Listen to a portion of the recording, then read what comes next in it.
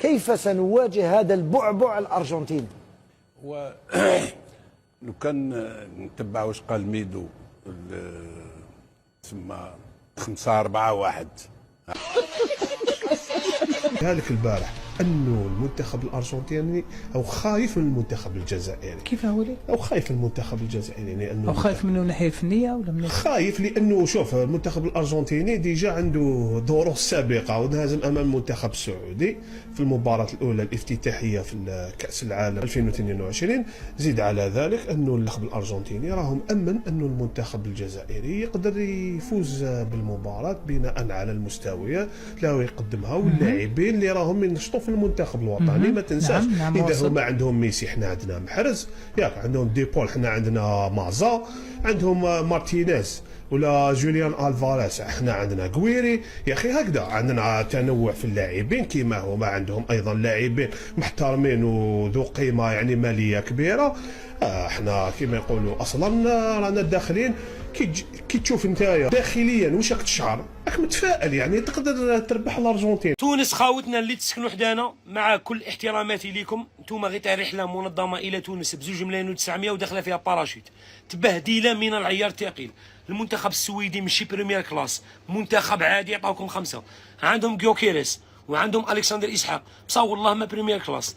لا سويد كيما الدنمارك. تونس ضربوكم ب5 تبهديله. ولا ما نعاود لك هذيك الهضره تاع ملك التوقعات كان على باله وقالها لكم البارح وسمعوه. نقول لك غدوه 100 نوط غادي تصيب السويد رابح تونس والكسندر اسحاق تاع ليفربول. منتخب مصر مين يا حبيبي اللي عايز تقارنه بتونس واللي هيشيل 5 زي ما تونس شالت 5؟ منتخب مصر لو عايز تقارنه بالمغرب، ما تقارنوش بتونس. مع احترامي للمغرب ولتونس يعني منتخب مصر عنده منتخب قوي جدا جدا جدا واسماء قويه ومدرب قوي ومستنيين منه كتير في كاس العالم. المنتخب التونسي انا قايل لك من بدري انه اضعف منتخب عربي موجود وانه منتخب ضعيف جدا وبقاله فتره منتخب ضعيف، لا معاه مدرب ولا معاه لعيبه. زعلانين على المنتخب التونسي.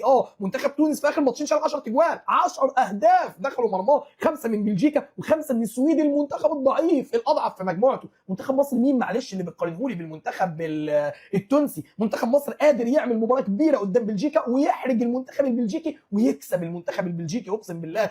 منتخب بلجيكا قوي جدا، منتخب مرعب، اقوى منتخب موجود في مجموعتك. لكن انت منتخب مصر اللي فيه محمد صلاح، اللي فيه عمر مرموش، اللي فيه امام عاشور واحد من افضل اللعيبه جوه قاره افريقيا، اللي فيه افضل مساك في افريقيا محمد عبد المنعم، اللي عندك مصطفى شوبير في حراسه المرمى، اللي عندك مروان عطيه في نص الملعب، اللي عندك تريزيجيه ابن منتخب مصر البار، اللي عندك مجموعه لعيبه قادر بيهم ان انت تكسب اي حد. عندك احمد السيد زيزو وهيثم حسن واوراق كتير في خط هجومك. منتخب مصر مين معلش اللي بتقارنه بمنتخب تونس؟ مع احترامي المنتخب التونسي سيء جدا وضعيف جدا جدا جدا، وقلت لك الكلام ده من بدري. فني والله انا بعشق تونس، بعشق عصام الشوالي احسن معلق في التاريخ بالنسبه لي، بعشق علي معلول اسطورتي الحيه، اسطوره فريقي، بعشق حاجه اسمها علي معلول. ليا اصحاب واخوات في تونس وبحب تونس جدا وكنت اتمنى صعودها من المجموعه، لكن احلام زي ما الشوالي قال مش انت لعبت اضعف منتخب في المجموعه خسرت منه 5 والموضوع مستحيل. لكن منتخب مصر معلش ما تقارنهوليش ابدا بالمنتخب التونسي. منتخب مصر دلوقتي قادر انه يشرف بلده باذن الله في كاس العالم، وقادر انه يعمل نتيجه ايجابيه قدام بلجيكا، وان شاء الله صاعدين من المجموعه وصاعدين في المركز الثاني زي ما توقعت لك، وقادرين نعمل ماتش كبير النهارده. ويهمني الاداء والنتيجه ان شاء الله طبعا، بس الاداء يهمني قوي. ما تنزلش خايف، ما تدافعش. اديك بتشوف اللي بيدافع بيحصل فيه ايه. منتخب تونس نزل للدفاع شال 5، منتخب المغرب نزل هاجم المنتخب البرازيلي اتعادل 1-1 وكان زعلان وكان يستحق الفوز. هتقول لي عامل المغرب في حته ثانيه، المغرب في حته ثانيه كعقليه، لكن كلاعيبه انت عندك لعيبه مميزه جدا تقارن مع منتخب المغرب